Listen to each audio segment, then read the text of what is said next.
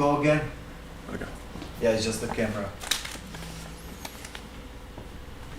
Okay, action. Welcome back to Beverly Hills 90211, the podcast, where we bring you the best conversations and laughs with Hollywood's rising stars. March 2nd, 2023. We have a fantastic lineup with hilarious Daisha Breedlove. She could not show up due to an emergency. The charming Kareem Leferro called in sick. The witty Rashvir Singh and the dynamic Salifu Jatta. Get ready to hear some hilarious stories and great banter. And don't forget, by the end of the season, these talented individuals will be starring in a brand new movie made in Hollywood. So sit back, relax, enjoy the show.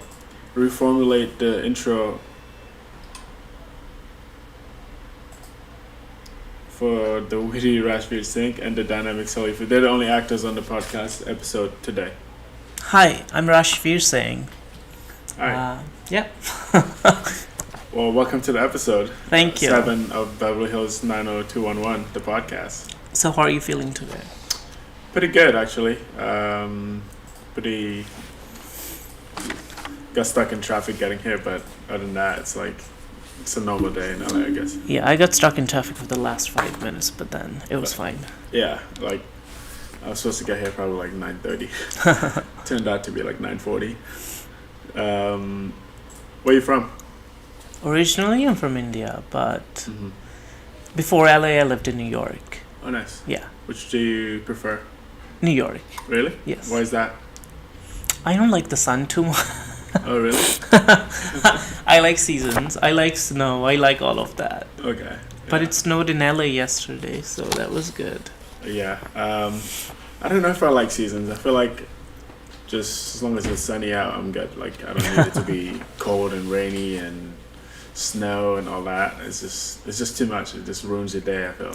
I think the thing about seasons in New York though is it's not just about the weather itself.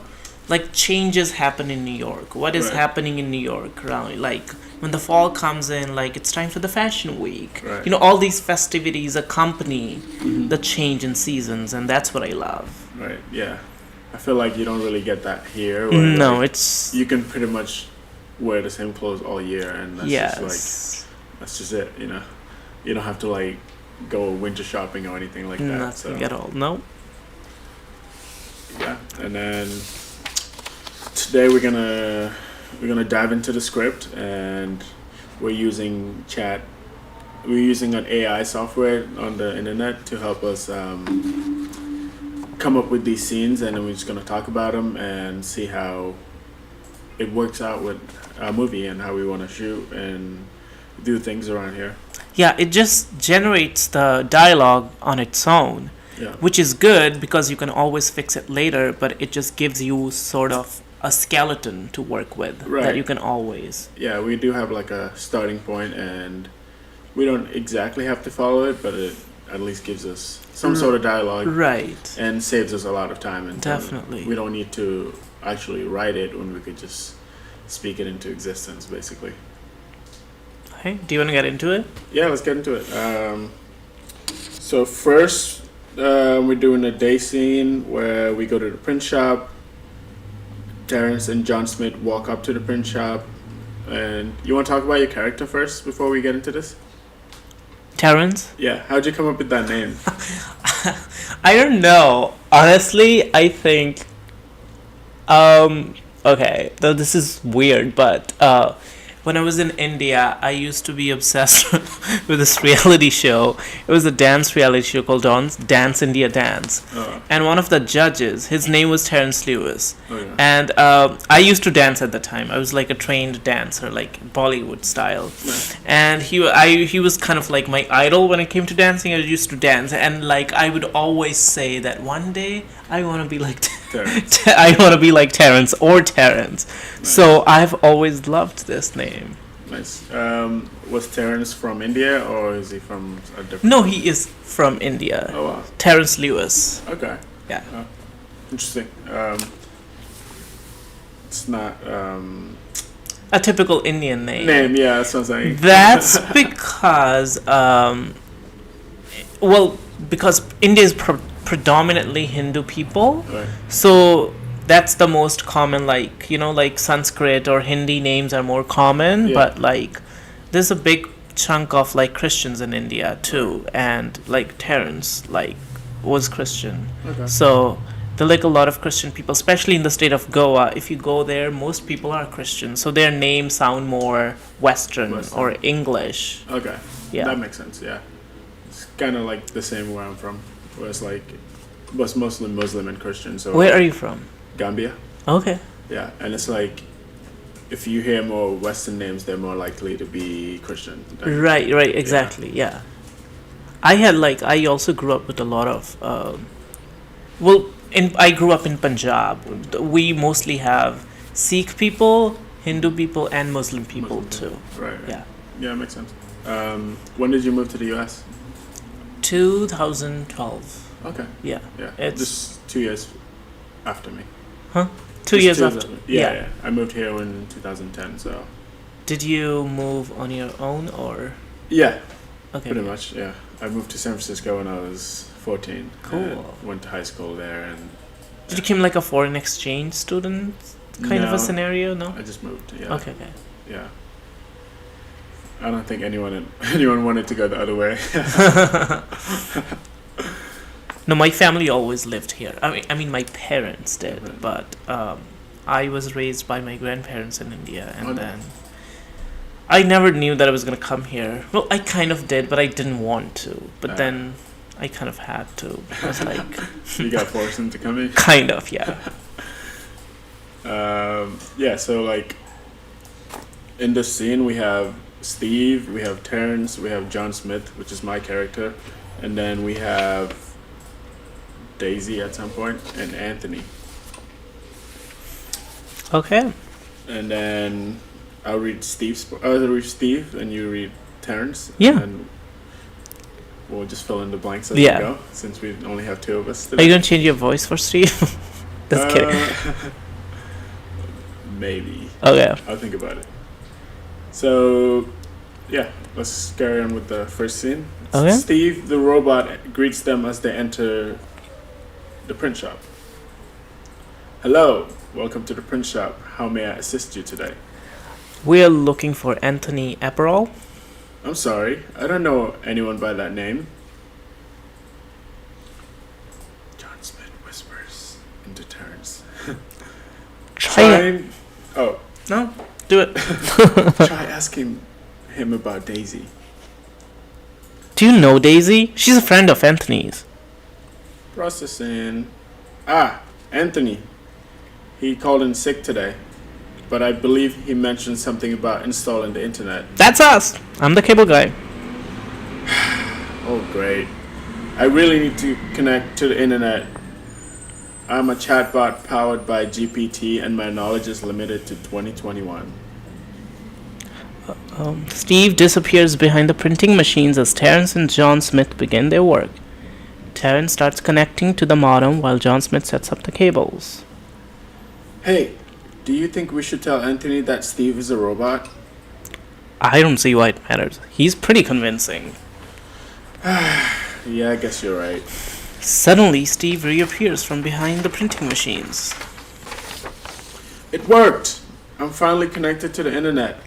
That's great to hear. We're all set here. Take care, buddy. Steve waves goodbye as Terrence and John Smith exit the print shop.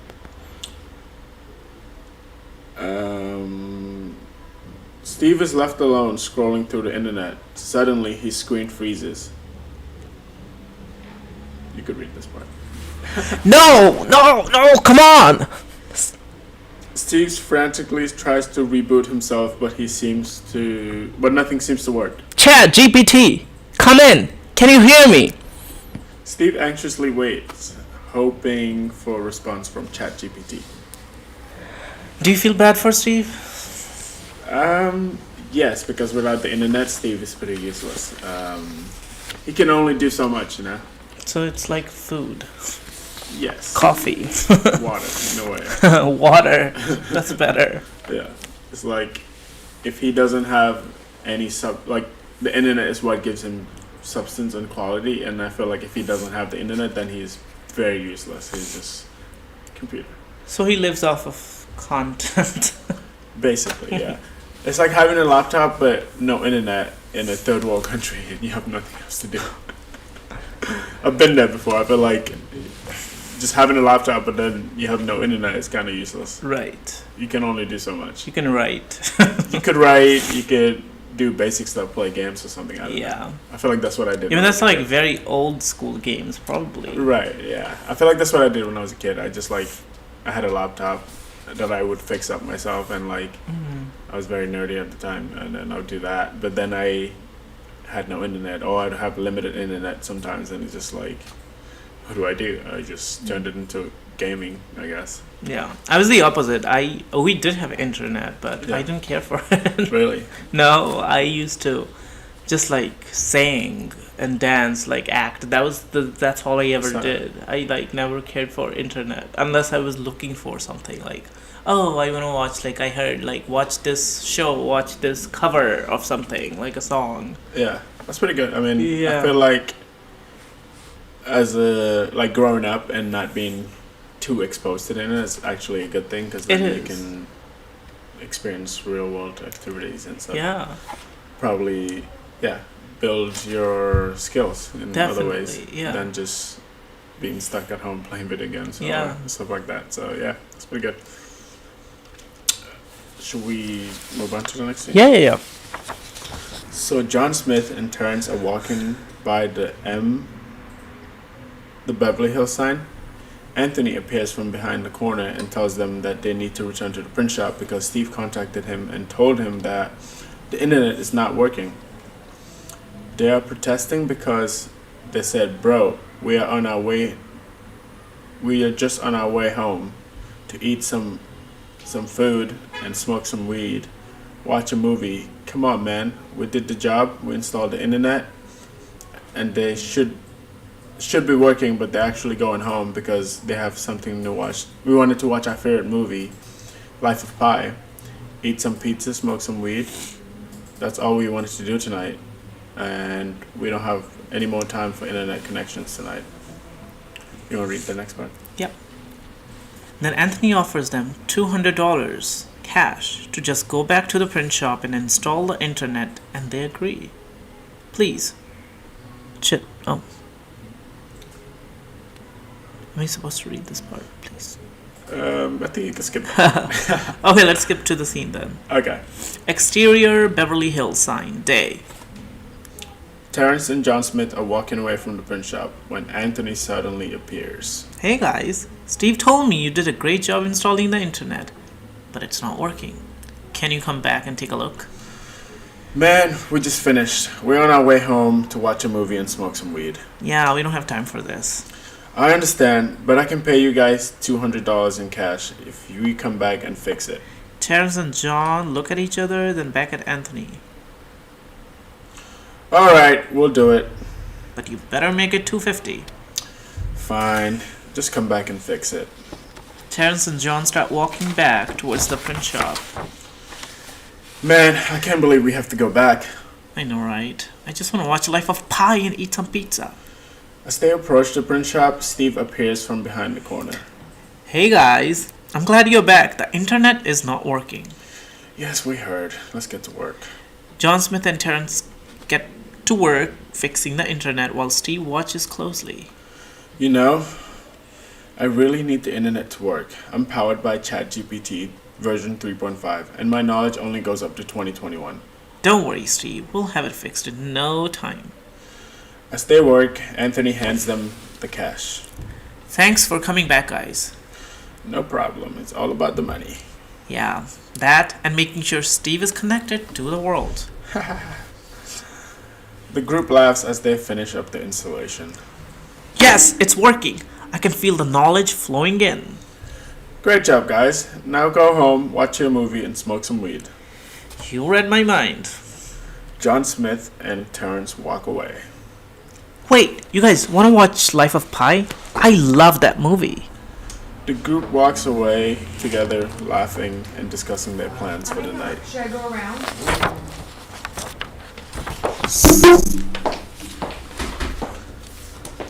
Welcome. Is it okay? We have a new guest. And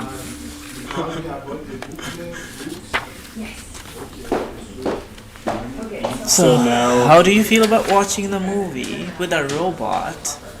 I don't know. I feel like, well, Terrence and John Smith are trying to go home, smoke some weed, watch a movie, and this robot is trying to like intrude and watch a movie with them, which they didn't really wanna. They didn't invite them, so it's kind of like, I don't think I'll be comfortable with that. right, yeah. I feel like, Maybe yes, I might have to keep them at a distance. yeah, and also like since the robot's already connected to the internet, like you could just get a summary of the whole thing without having to watch it. Exactly. So like, Then what is the motive though? If he already has it, Steve probably knows the story. story, exactly. So what is the motive? I guess if we go into the next scene, we can see more about it. Abduction. Let's go. Let's Awesome. find out. Yeah. I think we can skip the dark part and then just go straight to the. Okay. Right. Yeah. You want to start? Exterior print shop day. John Smith opens the door and sees the vast expanse of space. In the distance, he sees Steve's home planet, a lush and green world. Ah, I see.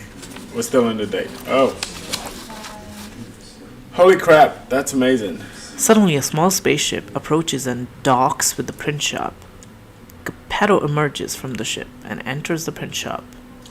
Hello, boys. It's good to be back on Earth. Geppetto? What are you doing here?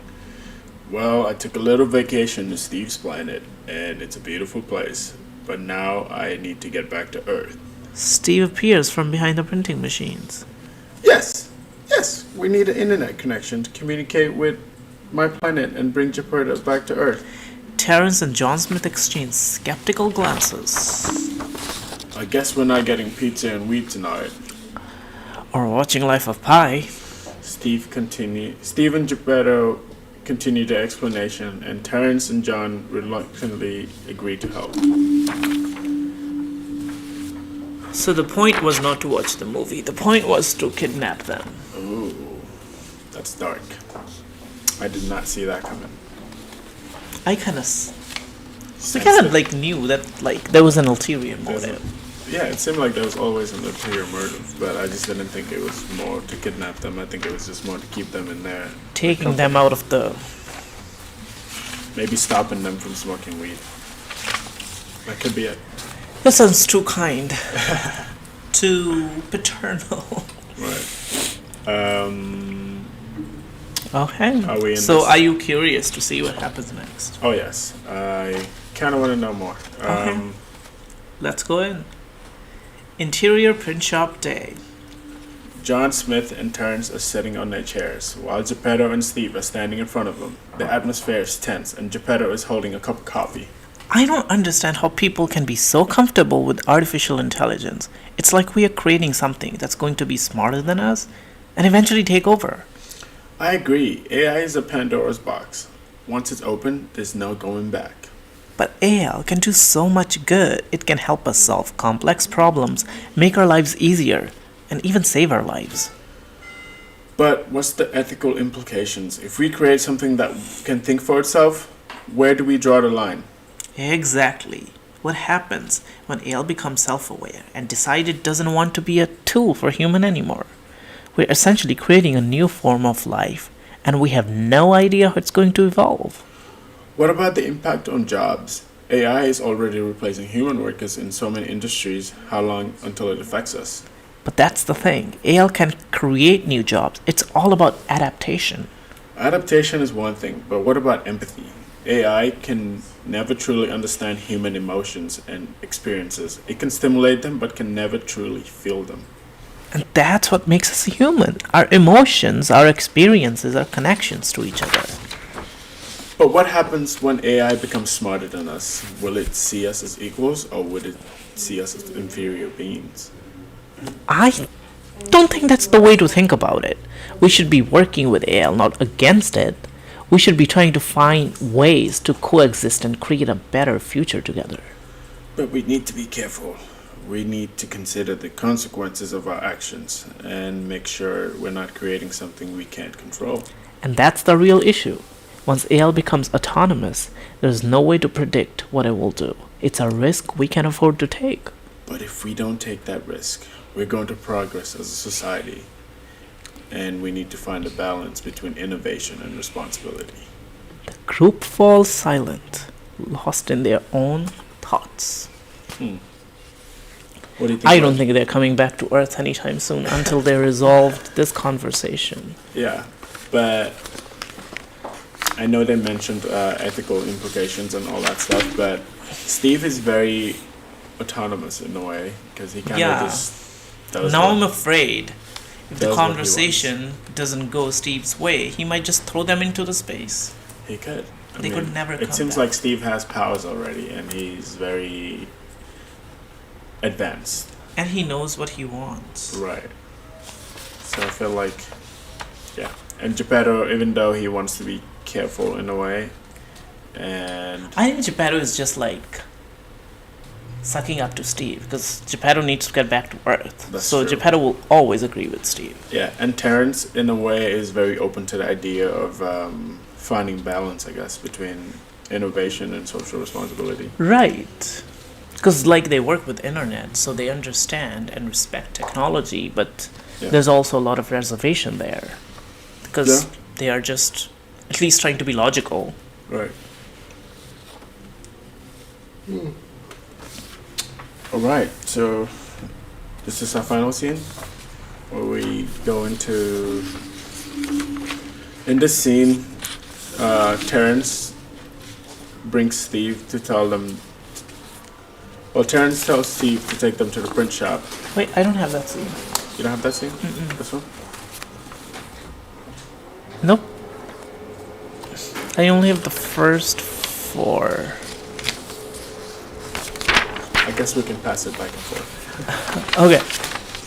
So in this scene, Terrence tells Steve to take them back to the print shop, back to Earth, and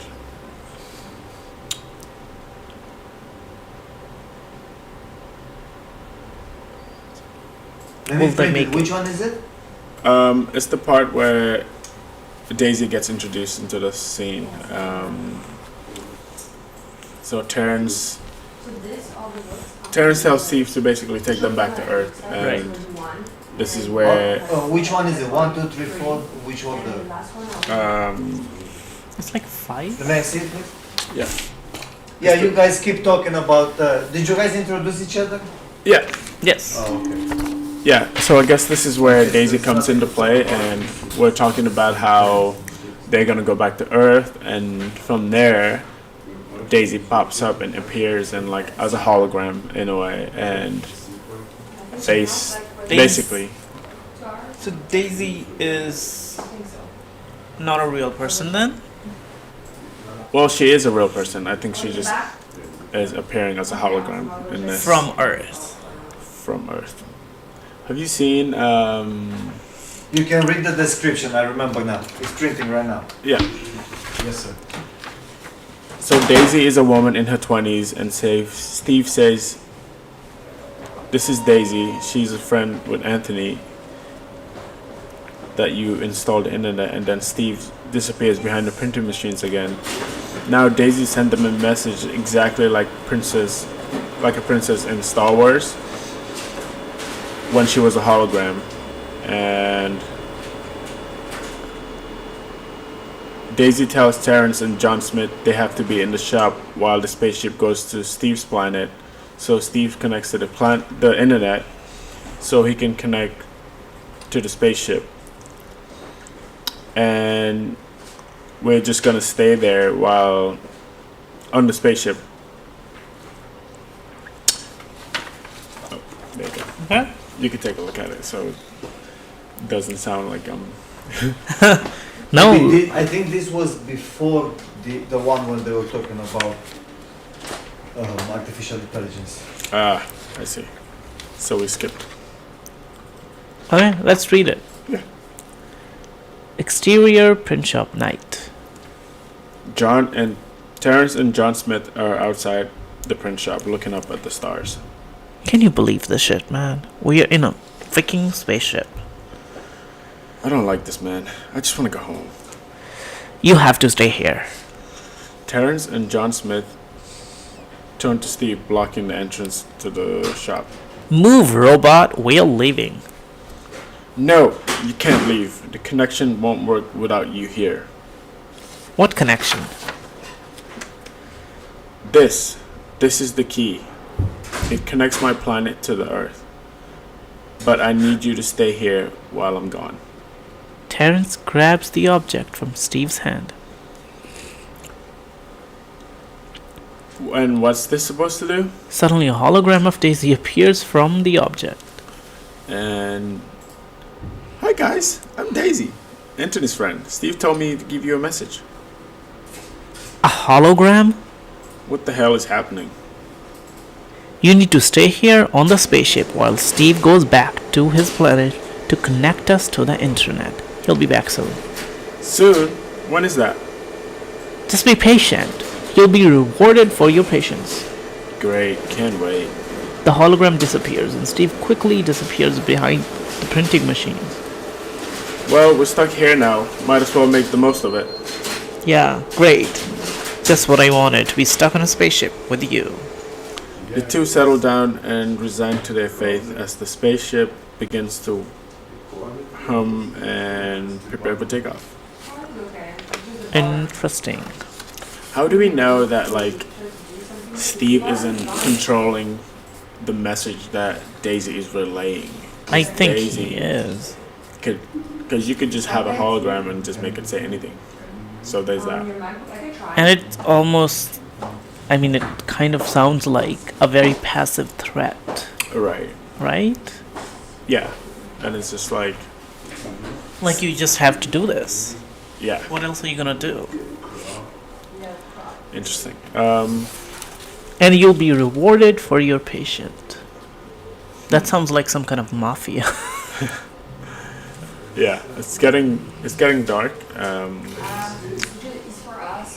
think it's so far a great scene. I guess we can improve a little bit on like the plot Right. and the motives behind. Well, the problem is with, I guess, the software is like, or this program that generates the script is, it doesn't really take into account the personalities of different characters. It does just not. generates words. Yeah, So there is no distinction between all of the characters in terms of how they speak.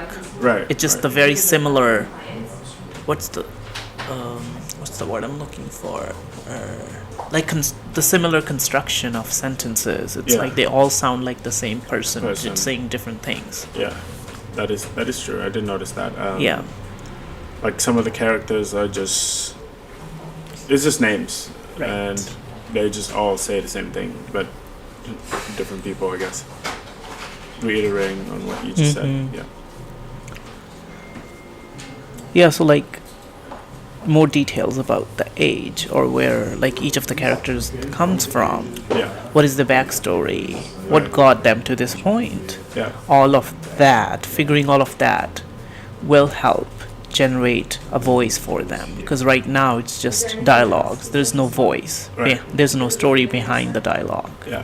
I guess a little bit of character development Mm-hmm. and backstory about Terrence and about John. And Yeah.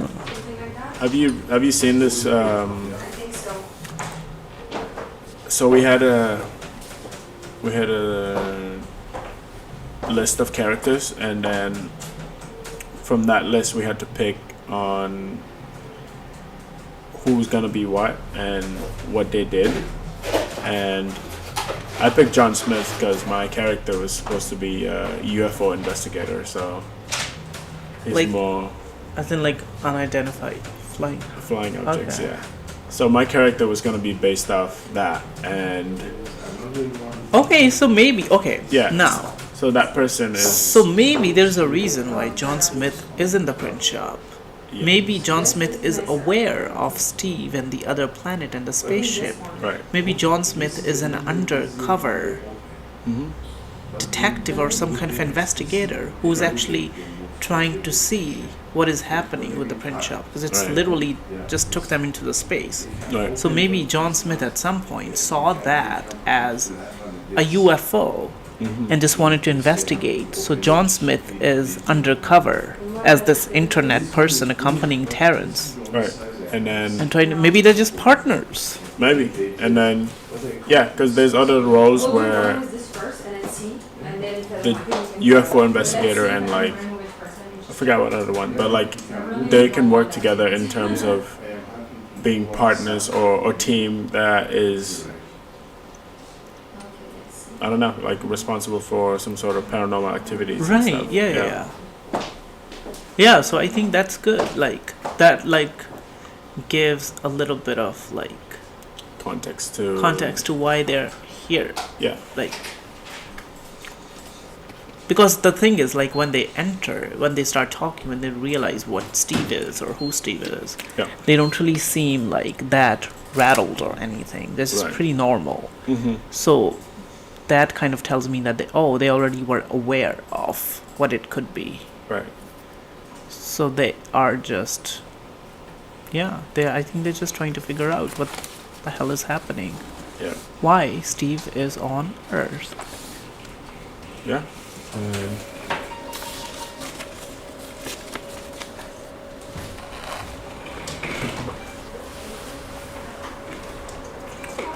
Intermission.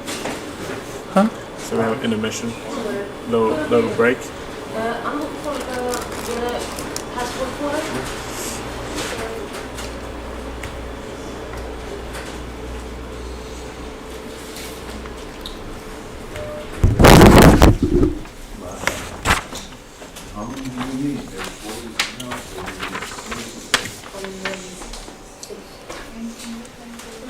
Hey? Steve and Geppetto tell Terrence and John Smith they have to go to lunch on the holodeck. Terrence and John Smith are amazed for the tech. They discuss how to hack the system to generate the dinner there. Steve and Geppetto have a coffee while traveling to Earth.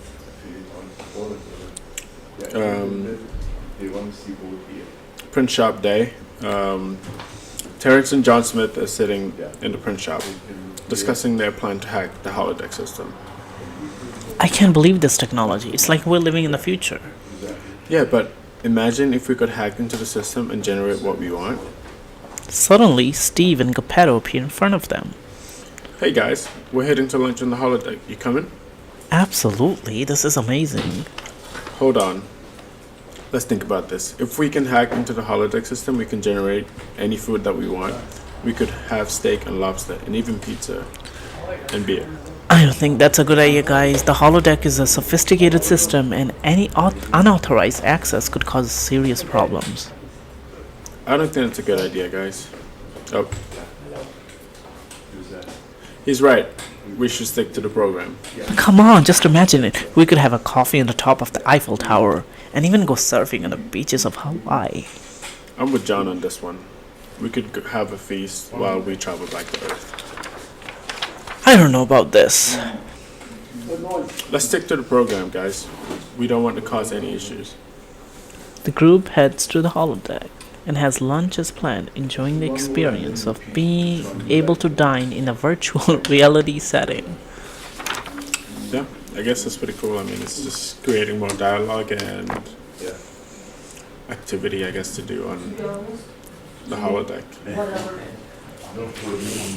But don't you think that it has a lot of freedom in terms of what it can write Yeah. within the given context, Mm-hmm. and that can complicate the story sometimes. Yeah. Sometimes could be in a good way, but There's no boundaries of what can be done and what Right. can't be done. Really. because at the end of the day you have to tie it all together. It has to make sense, right?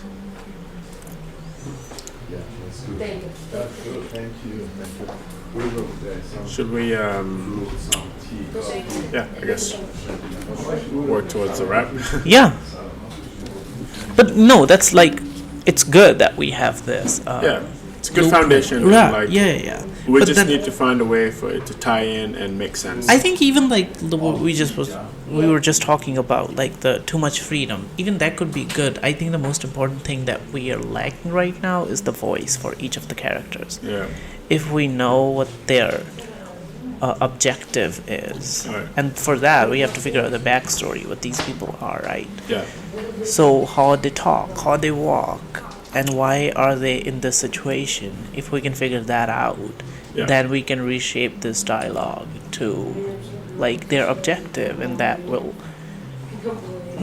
put it into like a real story that has a beginning, middle, and end. Yeah. Like so the characters can develop and have Substance. like a wave, substance. Like there's ups and downs in the story, not like monotonous. Yeah. Not like monotone.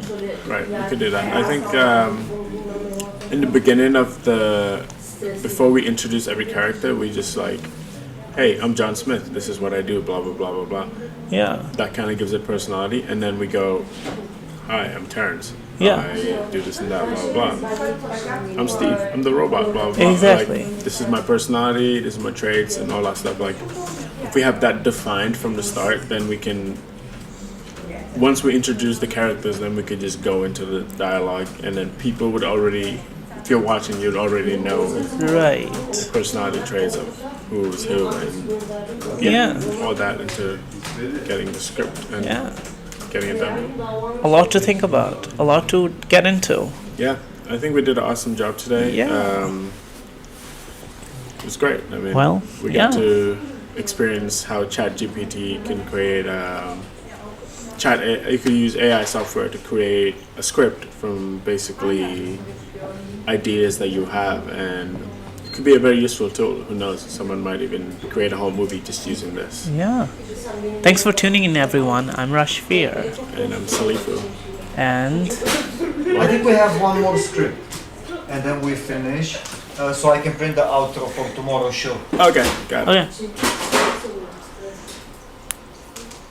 So you guys can keep talking for 1 minute until I print this. Okay. So, sorry for the false alarm, but we have one more script, and we're gonna talk For about. how long are you guys in Hollywood again? Because I didn't get that part. Sorry. How long have we lived here? Yeah. Like 2 years? 2 years? Wow. I've only lived here for 3 months, 4 months. 4 Oh, months. wow. Okay. Where were you before? San Francisco.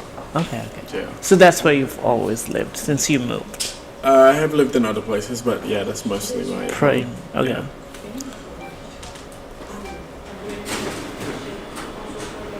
But like, okay, so San Francisco like has changes, weather, like things happen. It's not like one tone. So you're familiar with that. How do you? I think it's. I mean, it's usually very like the weather stays the same. It doesn't change drastically, like Okay. all the time, or like just start raining for like forever. Yeah. It pretty Does much it stays really the same rain like a all year. lot there? No. No. It stays the same all year. Like Okay. you know what to expect. You're not going out and like expecting a hailstorm or like snow. So you just know. You just know. Okay. It's gonna be cold. It's gonna be. It might be hot like in the middle of winter, like out of nowhere. So I see. it's good. It's good to have that like consistency in the weather, I guess. I go there a lot. Oh, you do? Yeah, one of my best friends, he is a medical student at Stanford. Oh, nice. So like I go to Palo Alto a lot. Nice. Yeah. So if he has time, he's a medical student, so he has no time or no life. Yeah. If he has some extra time, we'll always go to SF. Yeah. Oh, nice. Yeah. Yeah, that's a nice area. It's not too cold around there. Yeah. No. It's like I live more up north, so I live by the water, and Yeah. it's foggy all the time. All you have to do is drive like 10 minutes, and it's like nice and sunny. So there's that. It's hard to drive there. Like I cannot get used to drive. I mean, I get people who maybe live there. They're used to it. It's just like up and down, up and down, up and down. And some of the like streets are like really steep. Yeah. I don't mind driving there for some reason. I don't know. I like was driving in like Echo Park area and it's super hilly and I was like, oh my god, it's like It's San Francisco. beautiful. It's Yeah. kind of like very cinematic and scenic. Yeah. But I guess like it's something you just get used to it. Like, Yeah. Like I was supposed to turn on this road and it was literally like I was on top and I looked over and I'm like, there's no way I'm going down there. Like Yeah. I know I can make it down. I just don't trust like for some reason it was raining a lot like the day before. It was like no way I'm trusting Yeah. myself to go down on that. Like so I just went all the way around it. I was like just felt safer for me. I was like San Francisco I would have done it, but like no. Yeah. I was not gonna trust it over here. Scary, I mean like So do you have family there? yeah. Yeah. Yeah. Okay.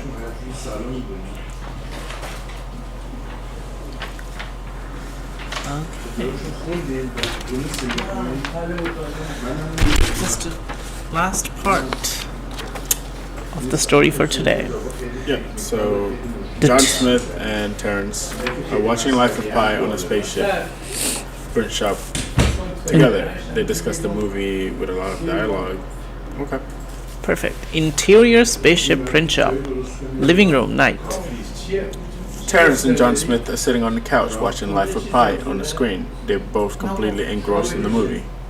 Wow, this movie is amazing. Have you read the book? No, I haven't had a chance yet.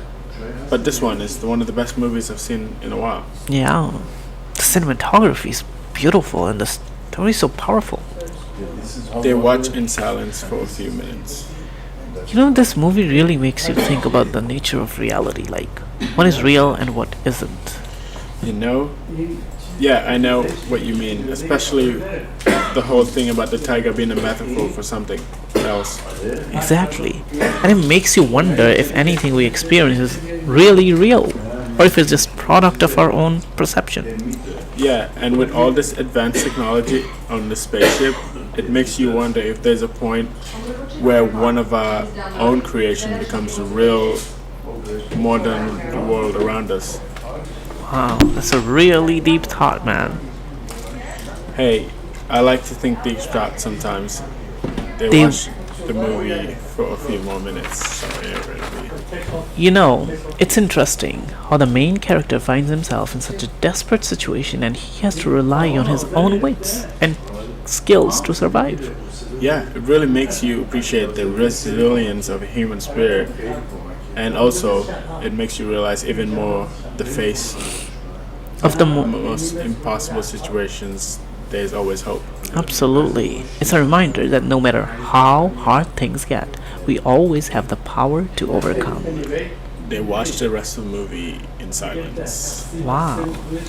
That sounds very intimate. So, Yeah, it seems like, they seem to really know each other. yeah.